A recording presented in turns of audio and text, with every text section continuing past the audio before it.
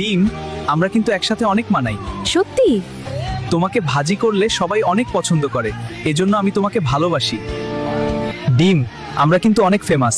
ডিম তরকারি মানেই সবার ফেভারিট। হ্যাঁ, ঠিক বলেছো। তুমি তাহলে আমাকে আদালতে চুজ করবা তো? এখন আমি কি করব? দুজনই তো আমার জন্য পারফেক্ট। আজকের কেস ডিম কাকে চুজ করবে? ডিম তুমি কাকে চুজ করবে? ডিম ভাজি নাকি ডিমের কোরমা?